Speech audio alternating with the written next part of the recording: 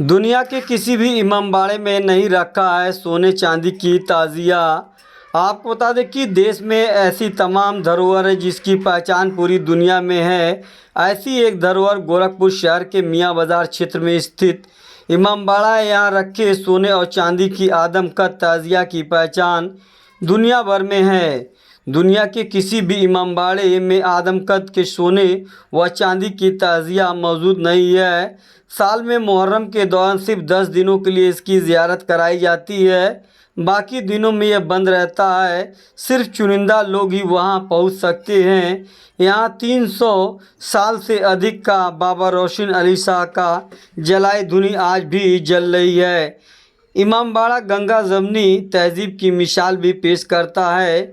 यह अक़ीदत और एकता का एक ऐसा केंद्र है जहां हर धर्म जाति के लोग पहुंचते हैं और देश में इसकी पहचान सुन्नी संप्रदाय के सबसे बड़े इमामबाड़े के तौर पर है। 18वीं सदी के सूफी संत सैयद रोशन अली शाह का फैज़ यहाँ बढ़ता है। लोगों की ऐसी आस्था है कि हर मज़हब के मानने वाले की दिली मुरादें यहाँ पूरी होती है।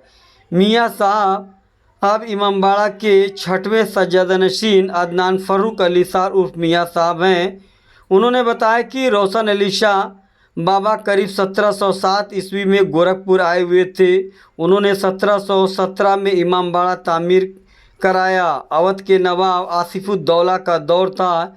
इस दौरान उन्होंने रोशन अली शाह को 15 गांव की जागीर दी। एक मशहूर वाक़ये के दौरान नवाब आसिफुद्दौला शिकार करते हुए गोरखपुर आए। उन्होंने देखा कि वीराने जगह पर एक बुज़ुर्ग आग जलाकर बैठे हुए हैं।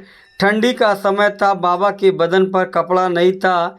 नवाब आसिफुद्दौला को लगा कि बुज़ुर्ग ठंड की वजह से आग के पास बैठे हुए। उन्होंने अपनी दोशाला यानी साल बाबा को पहना दी। बाबा उस वक्त इबादत में मशगूल थे।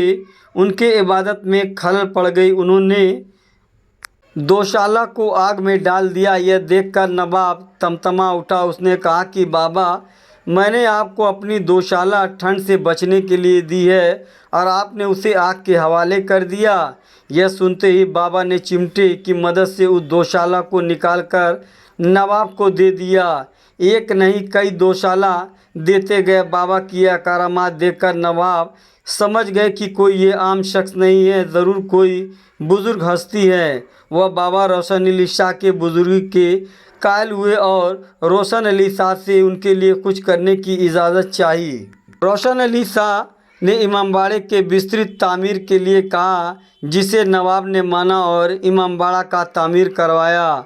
रोशन अली शाह की इच्छा के मुताबिक नवाब ने 6 एकड़ के इस भूभाग पर इमाम हुसैन की याद में मरकज़ी इमामबाड़े की तामीर शुरू कराई, जो 12 साल तक तामीरी काम चलता रहा, जो 1796 में पूरा हुआ।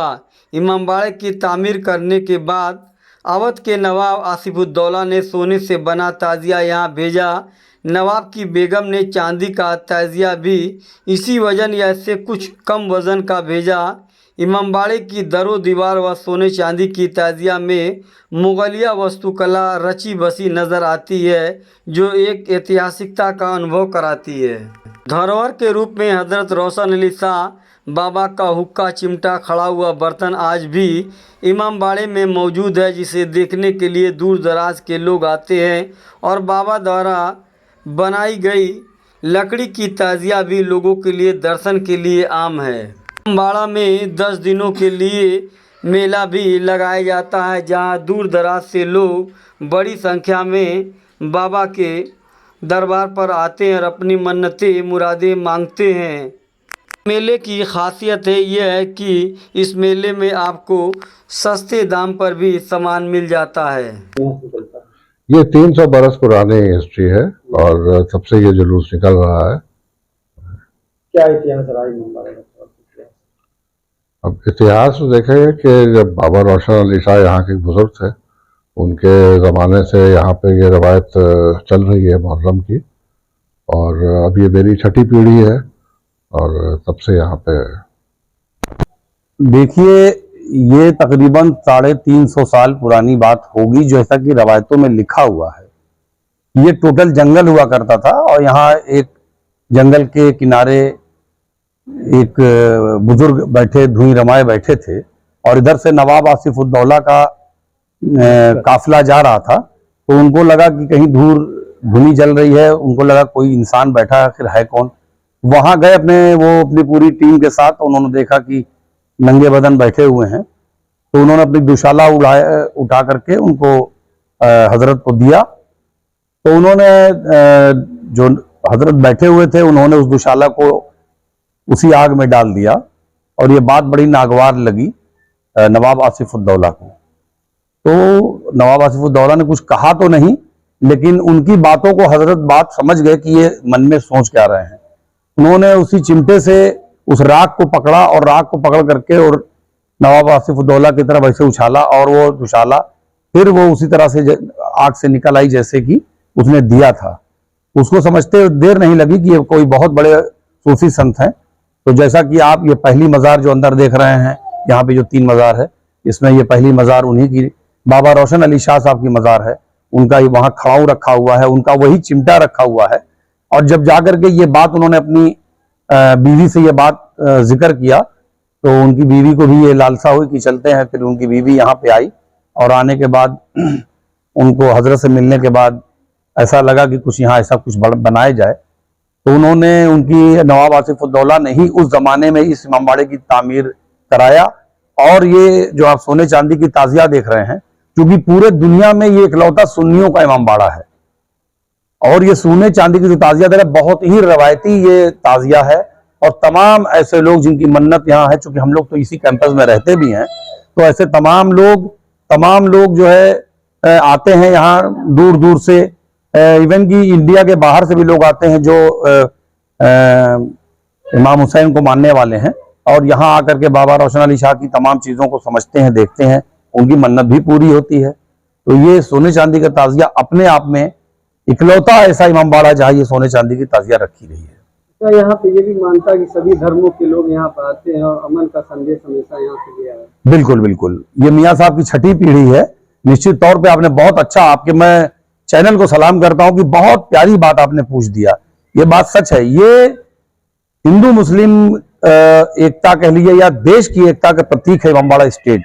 मियाँ साहब इस वक्त जो अदनान फारूक अली शाह 6वीं पीढ़ी में है और आपके पहले जितने लोग थे, चाहे जवाद अली शाह साहब हो, चाहे मदर अली शाह साहब हो, चाहे आज अदनान फारूक अली शाह साहब हो, यहाँ से हमेशा अमन व अमान का संदेश ही जाता है और जाता रहेगा। अगर उनका जो 7वीं पीढ़ी में उनका बेटा अगर गद्दी पे आता है, निश्चित तौर पे आपको कभी कोई फर्क नहीं मिलेगा। देश दुनिया के अंदर अगर एकता की अगर मिसाल देखनी हो तो आपको दुनिया के कोने कोने से आपको चलकर मियाँ साहब इमामबाड़ा स्टेट में आना चाहिए और मियाँ साहब से एक बार जरूर मिलना चाहिए। देखिए, ये इतिहास करीब 300-350 साल पुराना है और यहाँ जो मज़ार हजरत रोशन अली शाह बाबा की है, लोगों का अकीदा जुड़ा हुआ है यहाँ सर। और दूसरों की बात हम क्या करें, हम खुद अपनी बताते हैं कि आज तक हमने जो भी इस दरबार में मन्नत मांगी वो मन्नत मेरी पूरी हुई है। और ये एक जीता जागता गंगा जमुनी तहजीब का मुजाहरा पेश करता है।